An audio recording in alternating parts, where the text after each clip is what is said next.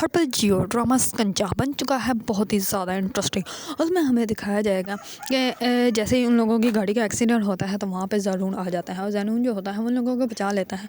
तो जो होती है फ़िज़ा वो जल्दी से अपने भाई को कॉल करती है और उनको अपनी कज़न को कॉल करती है और उनको कहती है कि तुम जो है ये गाड़ी का जो है सही करवा लेना मेंटेनेंस, और प्लीज़ पप्पो को मत बताना वरना वो बहुत डांटेगी। दूसरी तरफ जो रिदा होती है वो तो बहुत ज़्यादा डर जाती है और फ़िज़ा जो होती है वो रिदा को लेकर घर वापस आ जाती है। तो जैसे ही घर आते हैं तो वो रिदा को फ़िज़ा जो होती है वो कहती है कि तुमने अपना मुँह नहीं खोलना, बस जो मैं बोलूँगी मुझे बोलते रहना।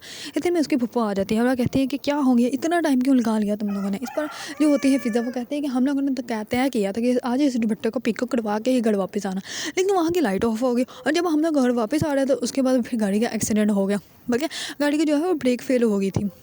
तो इसी वजह से जो है मैंने भाई को कॉल की थी तो वो गाड़ी लेकर ठीक करवाने के लिए। इस पर जो होते हैं उसकी पप्पा कहती है कि ठीक है। इस पर वो कहती है कि रिदा तुम्हें क्या हुआ है। इस पर रिदा के तो रंग उड़े होते हैं। इस पर रिदा जो होते हैं वो कहती है कि नहीं बस इतना पैदल चल के आए ना तो इसी वजह से थक गई हूँ। इस पर उसकी पप्पा जो होती है वो कहती है कि ठीक है तुम दोनों जो है वो ऊपर जाओ। इस पर उसकी वालदा को शक हो जाता है और उसकी वालदा जो होती है वो रिदा और फ़िज़ा दोनों से पूछती है कि आखिर का हुआ क्या है। इस पर फ़िज़ा तो कुछ नहीं बताती लेकिन रिदा तो जो होती है वो सब कुछ बता देती है और इस पर उसकी वालदा जो होती है वो फ़िज़ा को मना कर देती है कि अब तुमने गाड़ी जो है वो बिल्कुल भी नहीं चलानी। इस पर फ़िज़ा को बहुत ज़्यादा गुस्सा आता है लेकिन फ़िज़ा जो होती है वो खामोश हो जाती है। इस पर वो अपनी बहन रिदा को कहती है कि तुम्हें क्या ज़रूरत है सब कुछ सच बताने की। इस पर वो कहती है कि पता मैं कितना डर गई थी और वो आदमी कैसे हम लोगों से बात कर रहा था, अगर वहाँ पे वो पुलिस वाला ना आता तो फिर हमारा क्या हाल होता।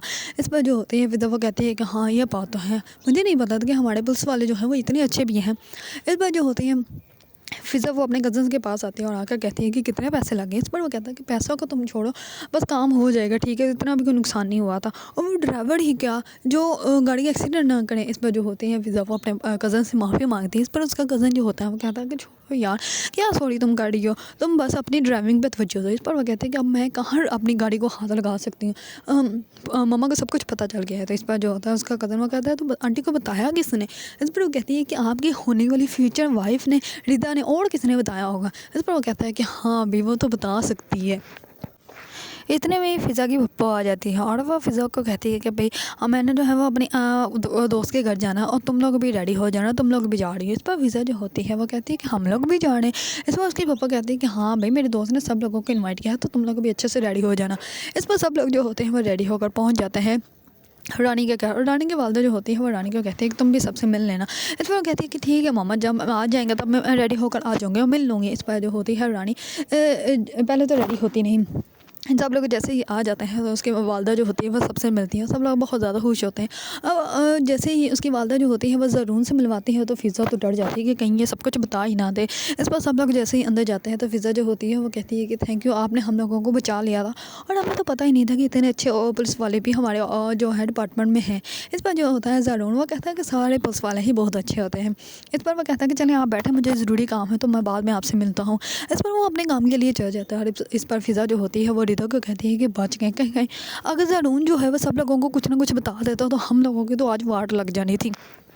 दूसरी तरफ साकिब को आती है कॉल और कॉल सुनने के लिए वो जैसे ही बाहर आता है तो दूसरी तरफ से रानी जो होती है वो रेडी होकर आ जाती है और वो साकिब को देखते ही साकिब पर फिदा हो जाती है। उसको साकिब बहुत ज़्यादा अच्छा लगता है। इस पर वो ऐसे ही समझती है कि साकिब जो है वो मेरी वालदा की दोस्त का बेटा है। इस पर वो उनके साथ बहुत अच्छे से बिहेव करती है और उसको पता ही नहीं होता कि ये तो जो है उनके घर में जो है उनकी भाई की बीवी जो रहती है उनका बेटा है, लेकिन उसको पता ही नहीं होता और वो अपनी जो है वो आंटी के साथ बहुत अच्छे से बिहेव करती हैं, उनको खाना जो है सर्व करती है और बहुत प्यार से उनके साथ बातें करती हैं।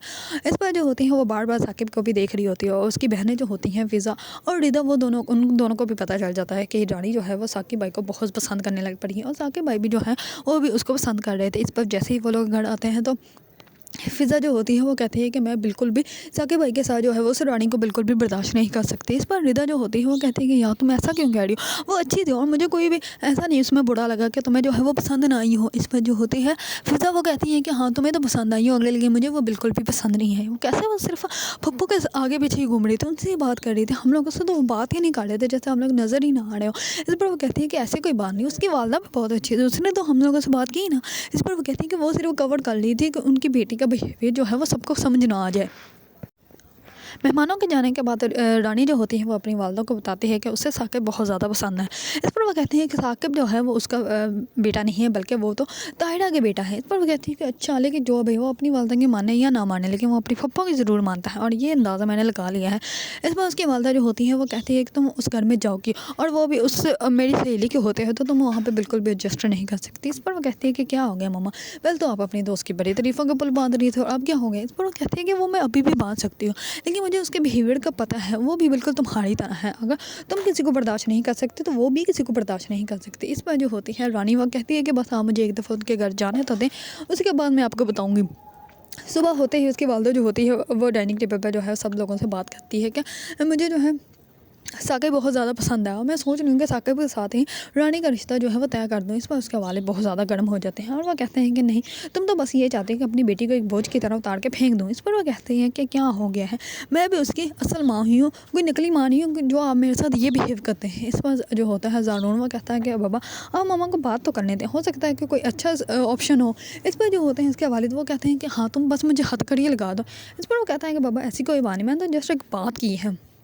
और रात का ज़ारून जो होता है वो उसको डाइनिंग टेबल से फ़िज़ा का जो है वो एयररिंग मिल जाता है। इस पर उसका एयररिंग जो है वो उठा के अपनी पॉकेट में रख लेता है और वो कहता है कि मैं सुबह जाते ही उनके घर जाकर उनको दे दूँगा। इस पर फ़िज़ा जो होती है वो एयररिंग बहुत ज़्यादा ढूंढती है, लेकिन उसका एयररिंग कहीं भी नहीं मिलता। इस पर सुबह जैसे ही ज़ारून उनके घर आता है तो वो फ़िज़ा ही दरवाज़ा खोलने के लिए जाती है। इस पर ज़ारून जो होता है वो कहता है कि मुझे उम्मीद नहीं थी कि आप ही दरवाज़ा खोलने आएंगे। इस पर वो कहती है कि मैं पास थी तो इसी वजह से मैंने ही दरवाज़ा खोल दिया। इस पर ज़ारून जो होते हैं वो कहता है कि आप लगता है कोई परेशान है। इस पर वो कहती है कि नहीं, ऐसे तो कोई बात नहीं। इस पर वो कहता है कि हो सकता है आप इसकी वजह से परेशान है। इस पर वो कहते हैं कि ये आपके पास कहाँ से आया। इस पर वो कहता है कि चीज़ें ढूंढने की ड्यूटी है हमारी, तो इसी वजह से हम लोग हर चीज़ ढूंढ लेते हैं। इस पर जो होती है फ़िज़ा वो कहती है कि आपका बहुत बहुत ज़्यादा शुक्रिया। इस पर ज़रून जो होता है उसको एयररिंग दे के वहाँ से चला जाता है और वो कहता है कि बस मैं यही देने आया था, मिलने नहीं आया था। और जब पूरी फैमिली आएंगी आप लोगों से मिलने तो फिर मैं ज़रूर आऊँगा। अगर आप लोगों को ड्रामा शिकंजा पसंद है और इसके बारे में न्यू न्यू अपडेट जानना चाहते हैं तो मेरी वीडियो को लाइक, कमेंट एंड सब्सक्राइब करना मत भूलिएगा।